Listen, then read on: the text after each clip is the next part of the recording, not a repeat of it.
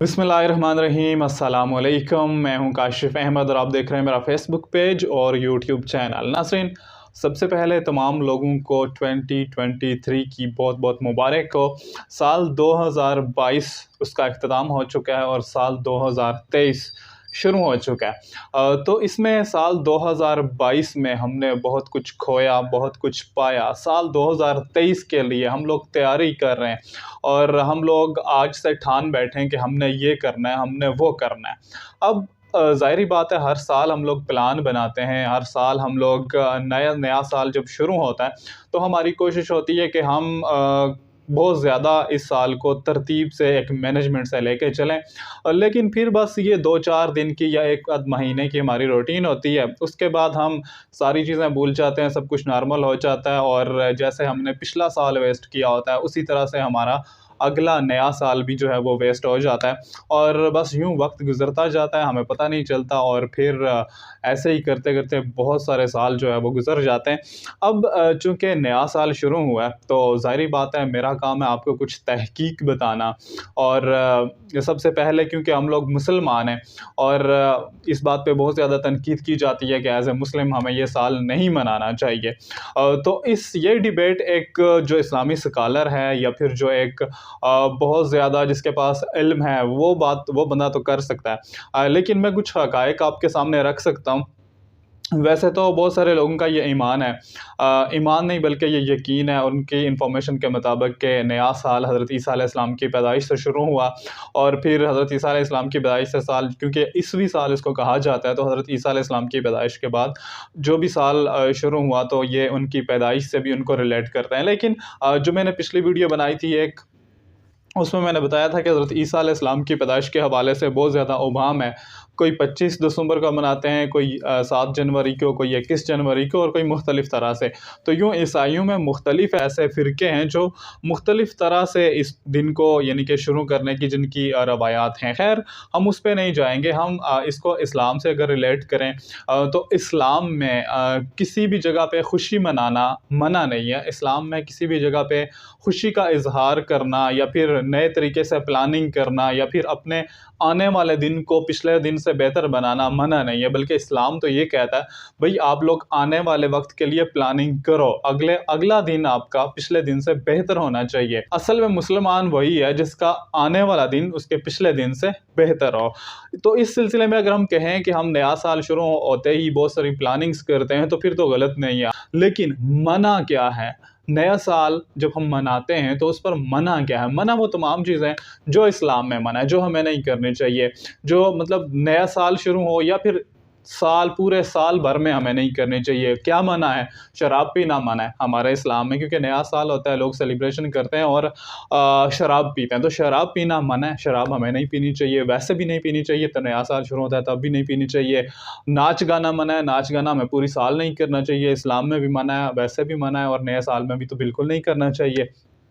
One wheeling मना है, जो हम लोग अक्सर वन व्हीलिंग साइलेंसर खोल के सारा मोहल्ले का सुकून बर्बाद करते हैं, वो सुकून किसी का बर्बाद करना इस्लाम में वैसे भी मना है, तो नए साल पे भी हम क्यों करें भाई। उसके अलावा जो आतिशबाज़ी है, जो मुख्तलिफ़ चीज़ें हैं, जो मुख्तलिफ़ जगह पे ऐसी फ़ज़ूलियात किस्म की रस्में मनाई जाती हैं जो इस्लाम में वैसे भी मना है। तो हम अगर कहें कि हम उसको नए साल से रिलेट करें तो ऐसा नहीं है। वो वैसे भी मना है इस्लाम में जो चीज़ें, तो वो हमें नए साल में भी नहीं करनी चाहिए और वो हमें पूरे साल भी नहीं करनी चाहिए।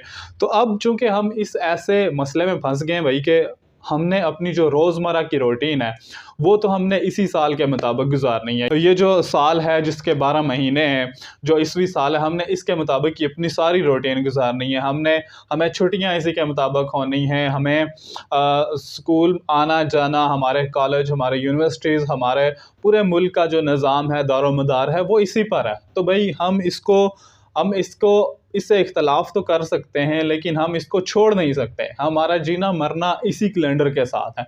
हाँ, अगर हम मुकम्मल इस्लामी निज़ाम ले आएँ, बल्कि जहाँ पर इस्लामी निज़ाम भी है, वहाँ पर भी इन महीनों को फ़ोकियत दी जाती है। चाहे सऊदी अरबिया और मुख्तलिफ़ ममालिक हैं, वहाँ पर भी ऐसा ही होता है। इसी कैलेंडर के मुताबिक बहुत सारे काम होते हैं। तो अगर हम तो अपने मुल्क के अंदर मुकम्मल इस्लामी निज़ाम ले आएँ, तो फिर हम यकम मुहर्रम अल हराम से शुरू करें और बाकी सारे जो महीने हैं, वो ऐसे ही करें।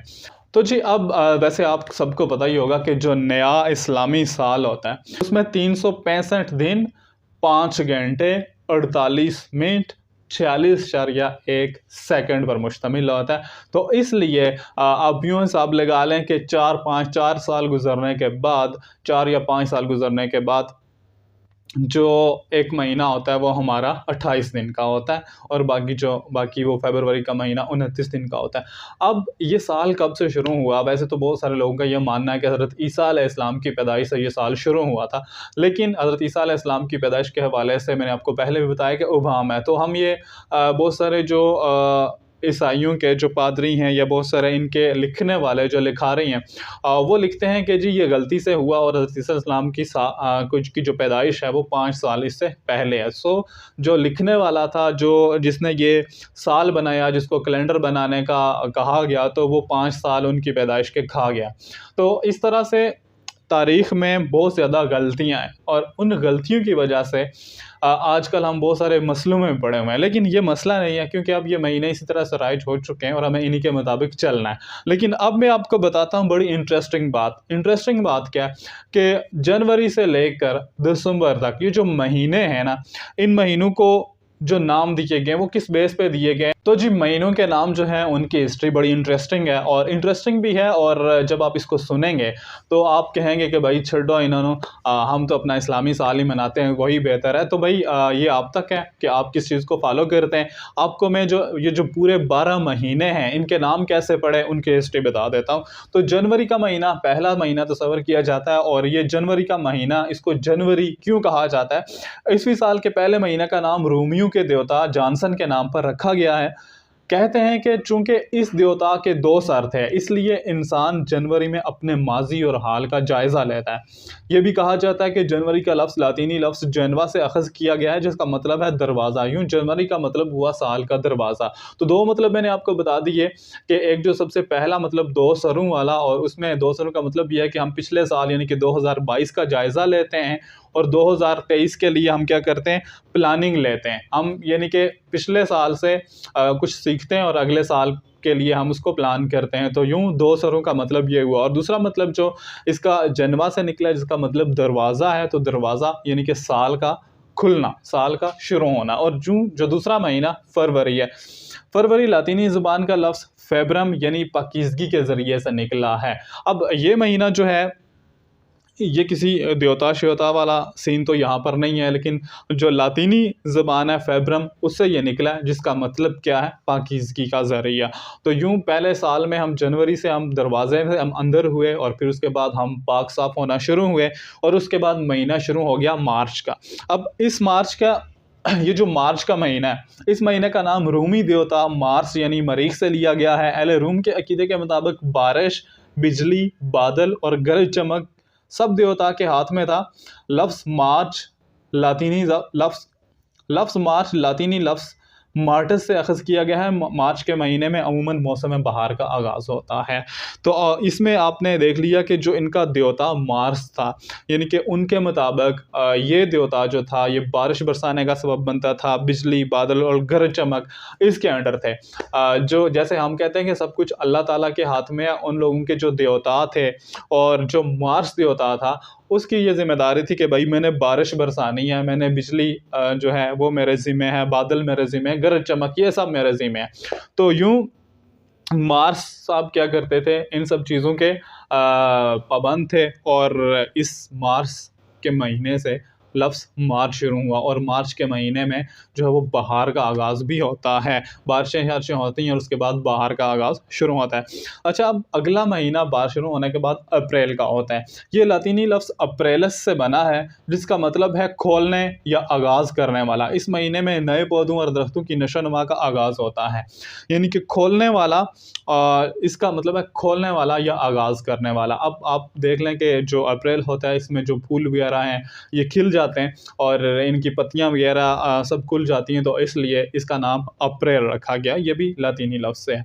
और इससे अगला जो महीना है वो है मई का। कहा जाता है कि इस महीने का नाम रूमी देवता की बेटी मिया के नाम से रखा गया है। इस देवता की 7 बेटियां थीं, जिनमें मिया देवी को सबसे ज़्यादा शोहरत हासिल थी। तो जी मई जो है वो असल में मिया हाँ, मियाँ के नाम से रखा गया और जो मियाँ देवी हैं वो महीने इस महीने के नाम से उन इसको मंसूब किया गया है। और मियाँ देवी सबसे शोहरत याफ्ता थी, इसलिए जो हमने इस महीने को नाम दिया है वो मई का नाम दिया। अगला महीना जून का आता है। ये फ्रांसीसी ज़बान का लफ्ज़ जूनियस से अख़ज़ किया गया है। इसका नाम भी एक देवी जोनो के नाम पर रखा गया। एक देवी थी जिसका नाम था जोनो, जोनो के नाम से जून पड़ गया। अगला लफ्ज़ है जुलाई। अगला महीना जुलाई, इस महीने का नाम रोमी हुक्मरान जूलियस सीज़र के नाम पर रखा गया है, जो रोम का मशहूर बादशाह था। विलियम शेक्सपियर ने सीज़र पर एक ड्रामा भी लिखा है। तो ये एक बादशाह के नाम से है जुलाई, जिसका नाम था जूलियस सीज़र, ठीक है। तो ये उसके नाम से लफ्ज़ जुलाई पड़ गया। अब जो अगला महीना अगस्त का नाम कदीमी रोमी शहनशाह अगस्टस के नाम पर रखा गया। अगस्टस का मतलब है दाना, दानशमंद, चनाचे इस महीने को अगस्टस के नाम से अगस्त कहा गया है। तो जी अगस्टस के नाम से पड़ा अगस्त, और ये हमारा 8वां महीना करा दिया जाता है। सितंबर, जिसको हम उर्दू में सितंबर भी कहते हैं, लातीनी लफ्ज़ का लफ्ज़ सेप्ट से बना है, जिसका मतलब है 7वां, यानी 7वां महीना। कैलेंडर की नई तरतीब सामने आई तो ये 9वें दर्जे पर चला गया। अब सितंबर हमारे यहाँ 9वां महीना है, लेकिन जो इसका नाम जिससे एक्सेप्ट से अखज़ किया गया है, जिसका मतलब है 7वां, ठीक है।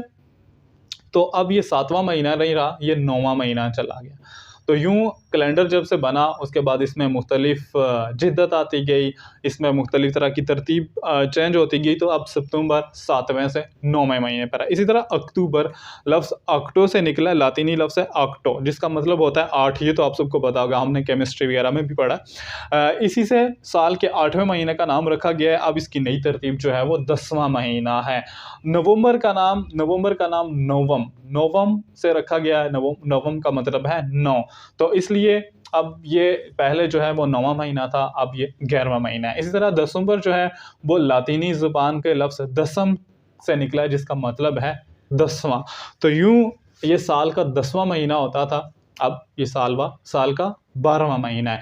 तो ये थी जो 12 महीनों की कहानी, और ये किसी कोई देवता के नाम से, कोई बादशाह के नाम से, कोई किसके नाम से मंसूब है, तो भाई इससे बेहतर है हमारे इस्लामिक महीने। लेकिन हमारी मजबूरी ये है कि हम इस दलदल में फंस गए कि हम नया साल मुहर्रम अल हराम के हवाले से हम अपनी सारी रूटीन बनाएं, या फिर हम सारी अपनी रूटीन है वो ये जो ईसवी कैलेंडर है इसके मुताबिक मनाएं। तो भाई अगर हमने इस्लामिक कैलेंडर को फॉलो करना है तो ज़रूरी है कि हमारे मुल्क में मुकम्मल निज़ाम इस्लाम राइज हो। अगर हमारे मुल्क के अंदर या फिर हम मुकम्मल निज़ाम इस्लाम में नहीं रह रहे, तो हम ये एक्सपेक्ट भी नहीं कर सकते कि हम जो नया साल है उसको मुहर्रम अल हराम के हवाले से हम पूरा साल को तरतीब दें। हाँ, ये है कि हमारे जो फंक्शंस हैं, जो हमारा हम एज़ ए मुस्लिम इस्लामी महीने जो हैं, हम जब भी वो आते हैं तो उसके इकराम में हम क्या करते हैं, कभी जो शादियाँ होती हैं जैसे मुहर्रम अल हराम में नहीं होती, इस तरह रमज़ान अल मुबारक में जो है इन चीज़ों पर पाबंदी होती है। तो जो इस्लामी साल के मुताबिक हम बहुत सारी चीज़ों को फ़ॉलो करते हैं अपने इस्लाम के दायरा-कार के अंदर रहते हुए, लेकिन हम अपनी रोज़मर्रा की रूटीन, हम जैसे गर्मियों सर्दियों के हवाले से जो छुट्टियों का सीज़न होता है, उसके अलावा जो हमारा जो ये न्यू ईयर से सिस्टम शुरू होता है, तो हम इसको इस तरह मनाते हैं। लेकिन इसको इतना कंट्रोवर्शियल कर दिया गया कि भाई अब लोग इस पर लड़ने झगड़ने पर भी आ जाते हैं। तो बात एक सिर्फ होती है मुबारकबाद देने की, नए साल की, इस पर आके सारा झगड़ा शुरू हो जाता है और फिर 2-4 दिन में ये झगड़ा ख़त्म भी हो जाता है।